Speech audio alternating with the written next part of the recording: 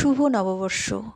নমস্কার, happy hour Sweety শিদার আর mini ব্লগে সবাইকে খুব স্বাগত। শুভ নববর্ষের অনেক শুভেচ্ছা, বড়দের আমার প্রণাম, ছোটদের ভালোবাসা। আজকে একটু স্পেশালভাবেই সকাল থেকে শুরু হয়েছে।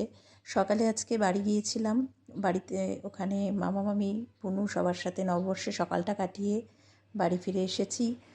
আর গতকাল পুপু এই কার্ড এঁকেছে দাদান দিম্মি আর দাদাই ঠামকে দেওয়ার জন্য।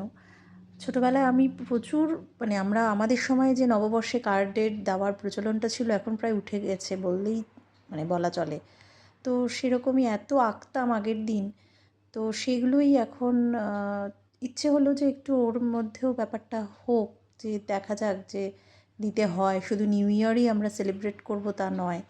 তো সেই জন্যই ওকে কালকে গল্প করছিলাম ছোটোবেলায়, তখন ও বললো যে আমিও তাহলে দেবো দাদা ওদেরকে আর কি। তো যেহেতু ওরাই ওর বন্ধু, এখন তো বন্ধুর বড় অভাব হয়ে গিয়েছে, তাই না? তো সেরকমই ও ওর মতন করেই চেষ্টা করে কার্ড এঁকেছে এবং লিখেওছে। যাই হোক, মোটের উপরে ভালোই মোটামুটিভাবে গেল। সবার নতুন বছর খুব ভালো কাটুক, সবাই খুব ভালো থাকো, সব কিছু ভালো হোক, এটাই চাওয়া। আর পুপু ভীষণ খুশি হয়েছে কার্ড দুটো এঁকে। যাই হোক, কেমন হয়েছে তোমরা জানিও। আর আমাদের দোকানে তো পুজো হতো আগে বড় করে, এখন ছোট করে মা, আমি, মেয়ে আমরাই করি।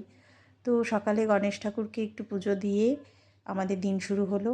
আর নববর্ষের দিন একটু স্পেশাল লাঞ্চ তো দরকার।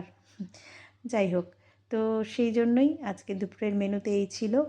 আর খুব ভালো থাকুক, খুব ভালো কাটাও সবাই।